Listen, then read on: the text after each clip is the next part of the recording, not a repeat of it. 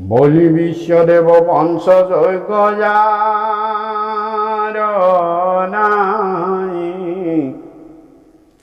তার পঞ্চস্থান তথা কি সর্বদায়ী।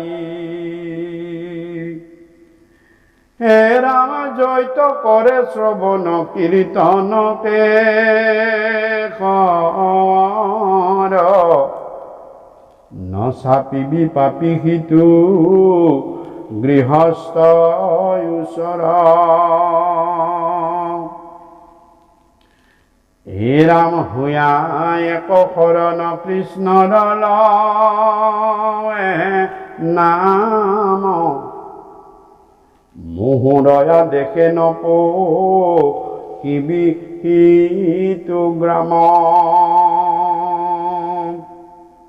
যে বলি বিশ্বদেৱ পঞ্চযজ্ঞ যাৰ নাই, যিখন গৃহস্থ ঘৰত বলি বিশ্বদেৱ পঞ্চযজ্ঞ, অৰ্থাৎ বলি বিশ্বদেৱ পঞ্চযজ্ঞৰ এই গোটেইখিনি শব্দটোৰ এটা এটাকৈ যদি হয়, প্ৰথম বলি অৰ্থাৎ কিহৰ বলি? কোনো জীৱ জন্তুৰ বলি নহয়। ইয়াত কৈছে প্ৰথম তুমি নিজৰ অহংকাৰটো বলি দিয়া, নিজৰ অহংকাৰ তুমি ছেদ কৰি পেলোৱা। ছেদ কৰিলেহে তুমি বিশ্বদেৱৰ পঞ্চযজ্ঞ কৰিবলৈ তুমি সক্ষম হ'বা।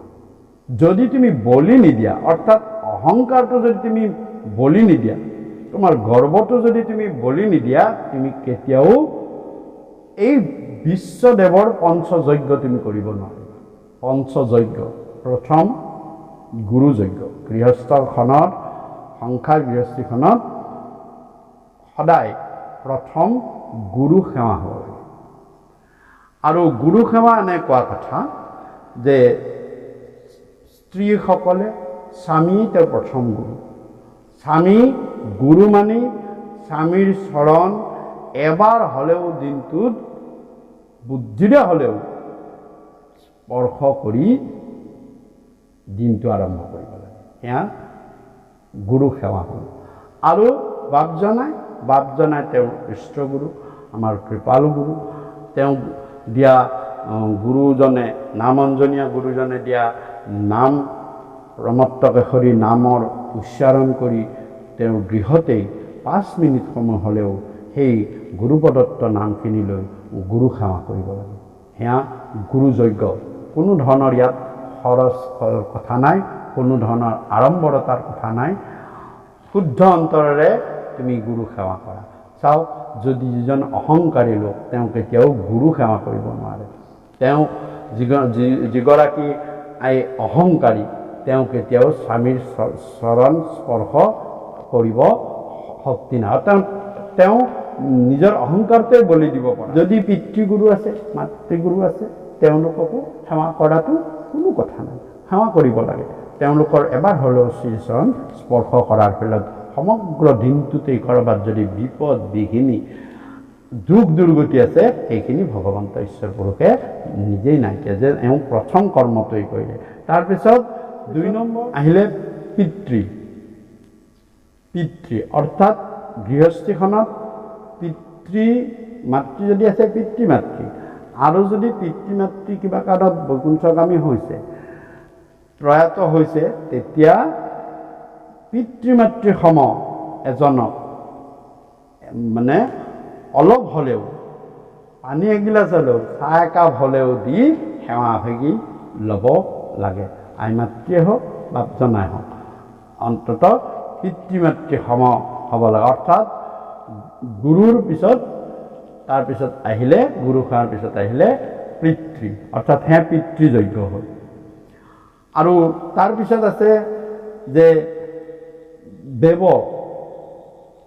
দেৱ হৈছে যে অতিথি দেৱ ভৱ। মনত ৰাখিবা যে কৃষ্ণদেৱৰ কোনোবা এজন অতিথি দিনটোত গৃহস্থ ধৰ্মখনত সেৱা হ'ব লাগে। অতিথি মানে যিয়ে কোনো দিন বাৰ তিথি একো নজনোৱাকৈ আপোনাৰ ঘৰত আহি উপস্থিত হৈছে। তেওঁ অতিথি, তেওঁৰ কোনো দিন বা নিৰ্দিষ্ট সময়ৰ কথাত আপুনি নাজানে, হঠাৎ আহি উপস্থিত হৈছে। বিশেষকৈ মগনীয়াসকল আহে, ভিক্ষা মাগিবলৈ আহে, তেওঁলোক অতিথি। কিন্তু তেওঁলোকৰ এজনক হ'লেও অতিথি সেৱা কৰিব লাগে। আমাৰ কৃপালু গুৰুৱে খুব ডাঙৰ মানে নিৰ্ণয়টো দেখুৱাই থৈ গৈছে। যদি গৃহে মহাশত্ৰু হয় অতিথি, দেৱহেন মানি তাক কৰিবা ভকতি। যদি তোমাৰ গৃহত মহাশত্ৰুও অতিথি হিচাপে প্ৰৱেশ কৰিছে, তেওঁক এক কৃষ্ণদেৱ হিচাপে, যে ভগৱান তুমি সাক্ষাৎ আহিছা, মোৰ পৰীক্ষা ল'বলৈ আহিছা, যাতে মই পৰীক্ষাত ফেইল নকৰোঁ। গতিকে আগৰ কথা সকলো দুখ কিবা যদি তেওঁৰ লগত লাগিছিলেও সেইবিলাক কথা সকলো পাহৰি তেওঁক ভগৱান স্বৰূপ ভাবি মানি জানি তেওঁক সেৱা কৰিব লাগে। এয়া অতিথি সেৱা, এইটো দেৱ সেৱা হয়, এইটো দেৱযজ্ঞ হ'ল।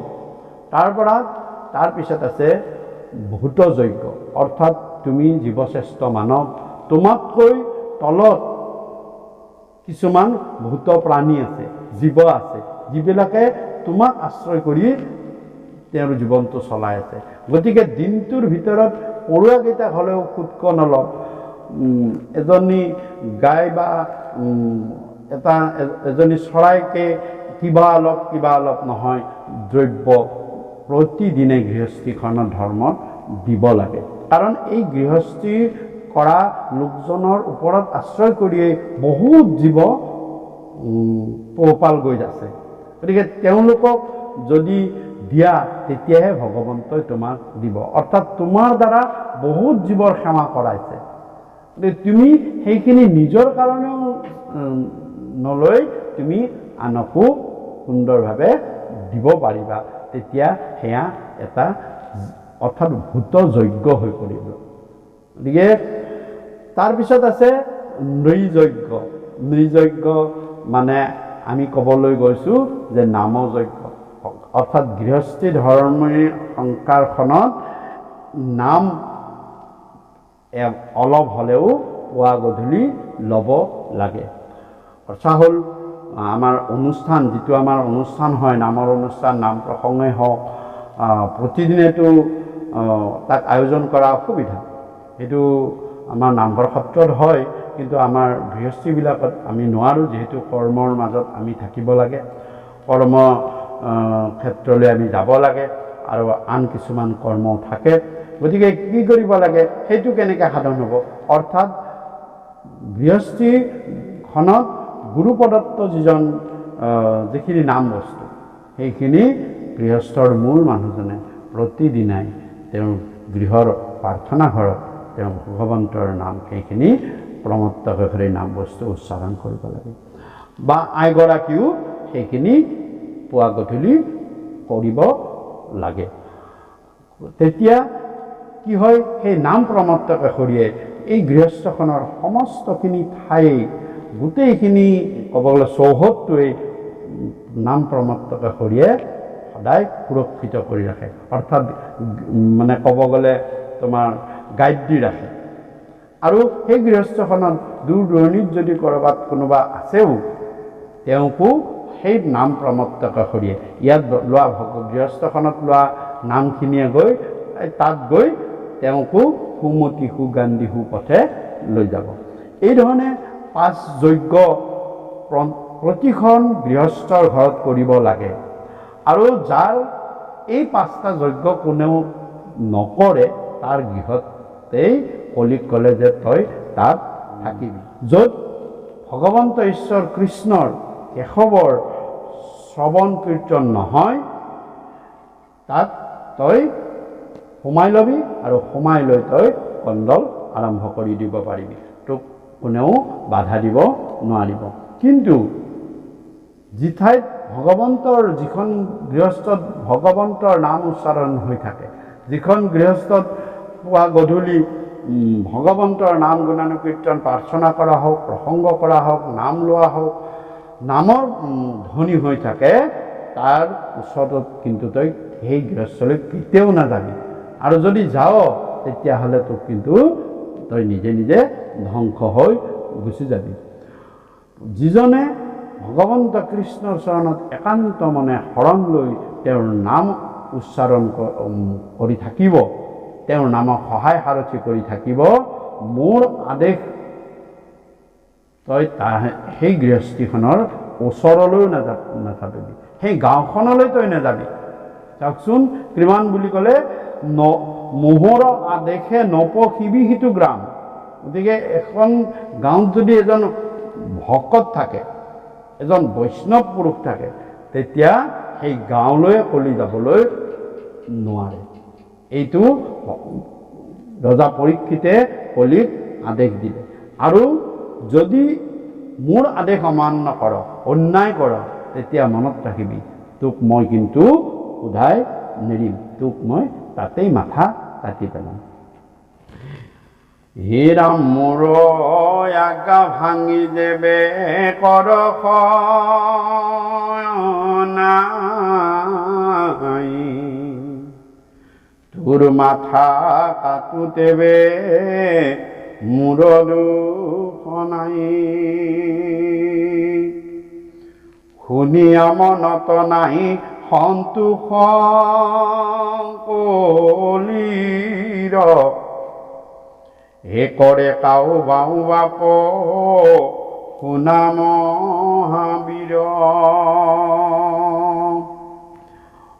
ৰাম পৰিবাৰ বিস্তৰ নজৰে তু স্নান, আৰু কিছু দিও কহে নবাবৰ তৃপান।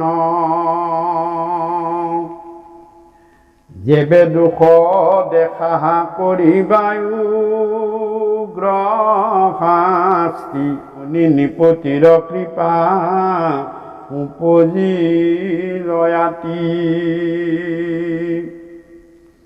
হে দিলো সুবৰ্ণ কটাত বাসা কৰ কলি, অধৰ্মৰ গোষ্ঠী সমে জানতে যা চলি।